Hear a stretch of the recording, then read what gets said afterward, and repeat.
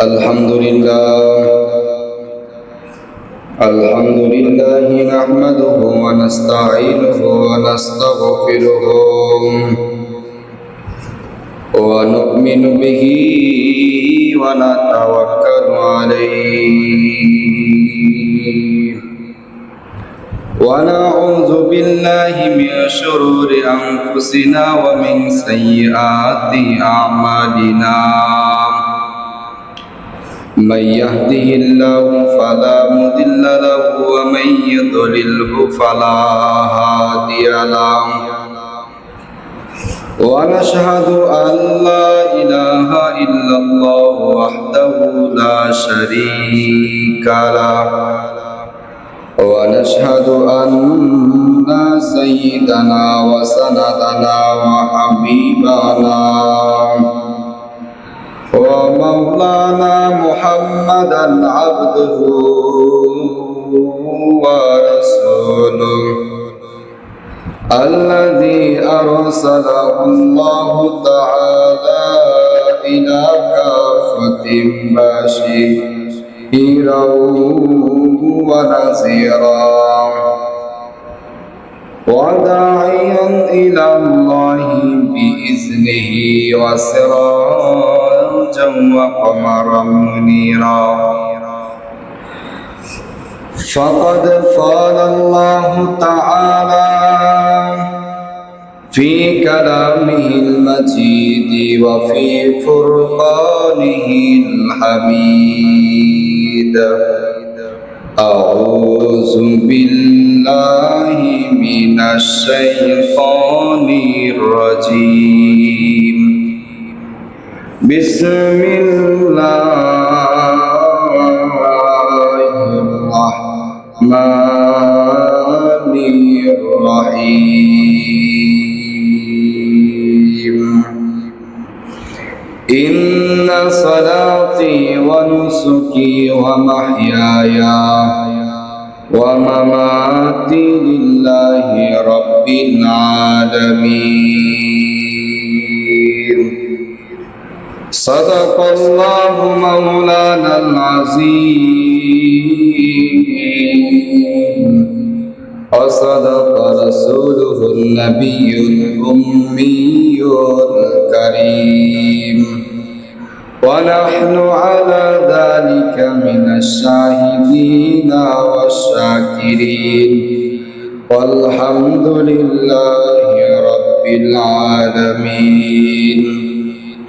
وقال النبي صلى الله عليه وسلم أول ما يحاسب به العبد يوم القيامة الصلاة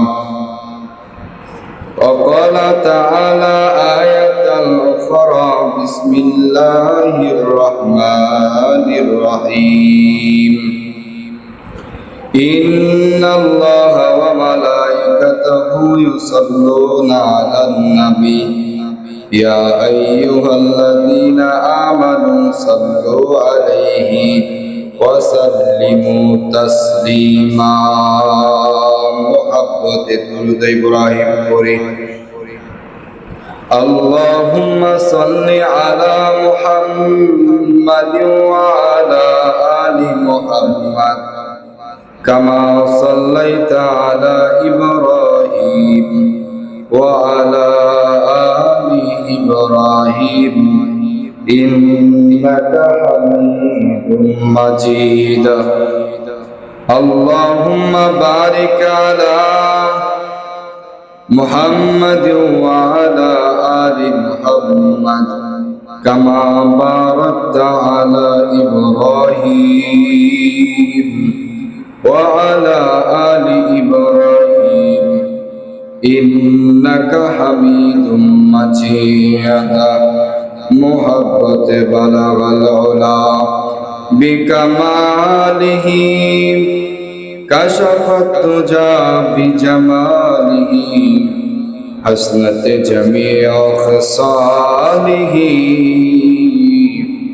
صلوا عليه وآله محبت لا إله লা ইলাহা লা ইলাহা ইল্লাল্লাহ লা ইলাহা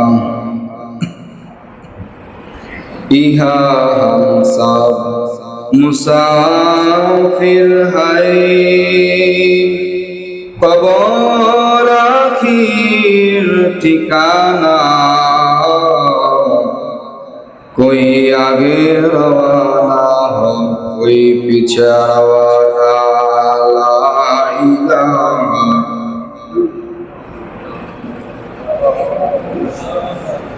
ला इलाहा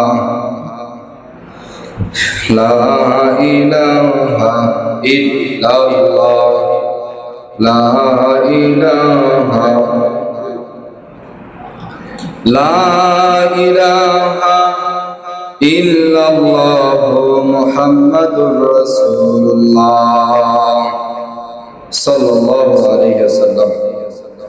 আলহামদুলিল্লাহ, আল্লাহ তাআলার কাছে শুকরিয়া আদায় করি যে মহান রব্বুল আলামিন আপনাকে আমাকে ফজিলতপূর্ণ একটি দিন, পাশাপাশি আবার জুমার দিনে জুমার আযান হওয়ার পর আল্লাহ তাআলার প্রিয় ঘর মসজিদ, আল্লাহ তাআলার ঘরে এসে আল্লাহকে কিছুক্ষণ ডাকার তৌফিক দান করেছেন। সে মহান রব্বুল আলামিনের দরবারে দিল খুলে শুকরিয়া আদায় করছি। সকলে বলি আলহামদুলিল্লাহ।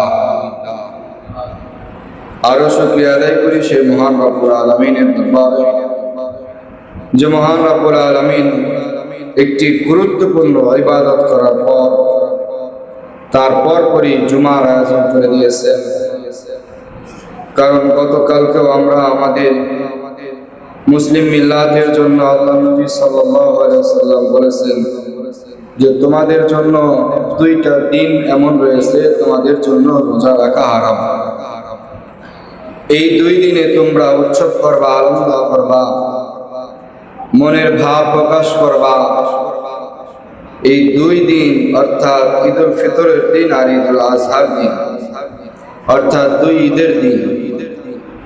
দেখতে দেখতে আমাদের কাছ থেকে বিদায় নিয়ে গেল ঈদুল আজহা। ঈদুল আজহা রাসূলুল্লাহ সাল্লাল্লাহু আলাইহি ওয়াসাল্লাম বলেন যে কারো উপরে যদি ওয়াজিব কবুল হয়ে থাকে, ওয়াজিব হয়ে থাকে কুরবানি, তাহলে সে যেন 10 তারিখে কোরবানি করে। জিলহজ মাসের 10 তারিখে যেন সে কোরবানি করে। 10 তারিখ না পারলে সে 11 তারিখ করবে, 11 তারিখ না করলে সে 12 তারিখ করবে। অর্থাৎ এই 3 দিন তার জন্য কোরবানি করার সুযোগ আছে। অর্থাৎ আমরা যারা এখনো কোরবানি করতে পারি নাই, চাইলে আমরা এখনো পর্যন্ত কোরবানি করতে পারব। আজকে কোরবানির দ্বিতীয় দিন।